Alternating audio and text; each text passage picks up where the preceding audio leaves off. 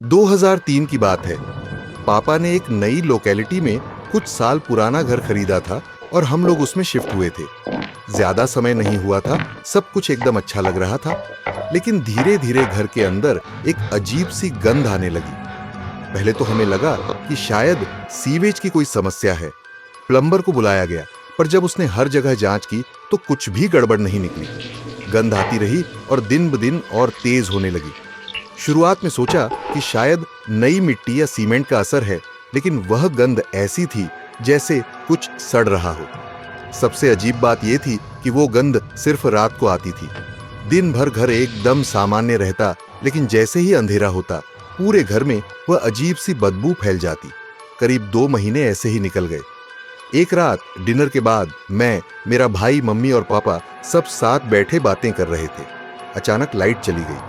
Inverter चालू हो गया और घर में हल्की हल्की पीली रोशनी फैल गई। बैटरी बचाने के लिए हमने बाकी सारे कमरों की लाइटें बंद कर दी।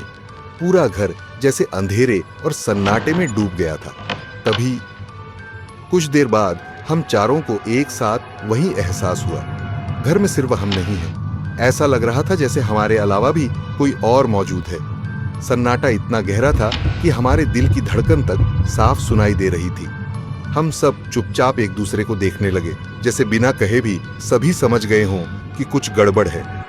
भाई ने पापा से कहा, चलिए देख लेते हैं कहीं घर में कोई घुस तो नहीं आया। पापा टॉर्च लेकर घर के हर कोने में गए। हर जगह देखा गया, लेकिन कोई नहीं था।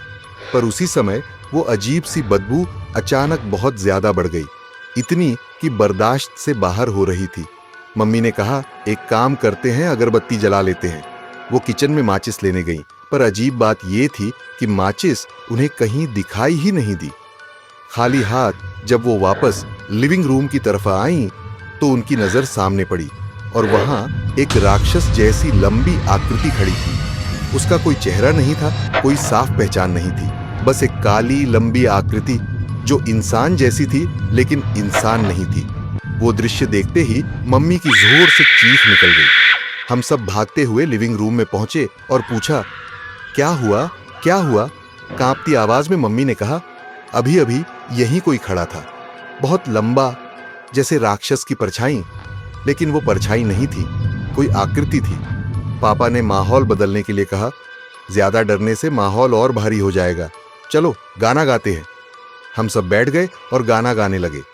धीरे धीरे माहौल थोड़ा हल्का होने लगा। गाना गाते गाते रात के 11 बज गए, लेकिन बिजली अब तक नहीं आई थी।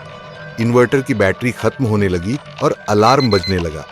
पापा बोले, मोमबत्ती जला लेते हैं। मम्मी बोली, माचिस तो दिखी ही नहीं थी, मोमबत्ती कैसे जलाएंगे? तभी मेरे भाई ने कहा, मम्मी आप तो कह रही थी किचन में कहीं रखी है, लेकिन देखिए माचिस तो यहीं टेबल पर रखी है। हम सब ने देखा, वाकई टेबल पर माचिस की डिब्बी रखी हुई थी। मोमबत्ती जलाई गई, लेकिन मम्मी हैरान रह गई। वो बार बार यही सोच रही थी। जब मैं उठी थी तब टेबल पर कुछ भी नहीं था। अगर माचिस यहीं थी तो मैं किचन में क्यों जाती? डर कम करने के लिए हमने फिर से गाना गाना शुरू किया। इसी बीच पापा की नजर लिविंग रूम की खिड़की पर गई। वो खिड़की बाहर की तरफ खुलती थी और पापा को साफ लगा जैसे कोई अंदर झांक रहा हो। पापा अचानक बोले, अरे वहां कोई खड़ा है, देखो। हम सब डर के मारे कांप गए। भाई ने हिम्मत जुटाई और टॉर्च उस खिड़की पर डाली, लेकिन वहां कोई नहीं था। भाई ने हंसते हुए कहा, पापा आप आज हमें डराने के मूड में हैं। लेकिन पापा गंभीर थे। नहीं, सच में वहां कोई था, अभी अभी चला गया। इतना ही हुआ था कि अचानक मम्मी पापा के बेडरूम से जोरदार धम्म की आवाज आई। हम चारों डर से एक दूसरे से चिपक गए। भाई कांपते हुए बोला, कहीं कोई चोर तो नहीं घुस आया? लेकिन पापा ने कहा, दरवाजे तो सब बंद हैं, बाहर जाने का रास्ता भी बंद है। फिर भी पापा और भाई हिम्मत करके टॉर्च लेकर बेडरूम की ओर गए। दरवाजा खोला गया।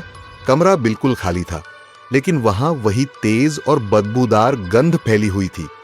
पापा और भाई वापस लिविंग रूम में लौटे। जैसे ही लौटे दोनों एक साथ चिल्लाए, अरे देखो, ये कौन है? तुम लोगों के पीछे खड़ा है। मैं और मम्मी ने पीछे देखा और हमारी भी जोरदार चीख निकल गई। वही लंबी आकृति खड़ी थी, बिना चेहरे की, बस एक काली आकृति जो हमें घूर रही थी। अचानक बिजली वापस आ गई। रोशनी फैलते ही वो आकृति गायब हो गई, लेकिन उसी समय दीवार पर टंगी घड़ी जमीन पर गिरकर चकनाचूर हो गई। उस घड़ी में समय 2:29 दिख रहा था, लेकिन उसी वक्त पापा की कलाई पर बंधी घड़ी में सिर्फ 12:15 बज रहे थे। पापा इस घटना से इतने घबरा गए कि अगले ही दिन वो उस एजेंसी वाले के पास गए जिसने घर हमें बेचा था। एजेंसी वालों ने जो बताया उसे सुनकर हमारे होश उड़ गए।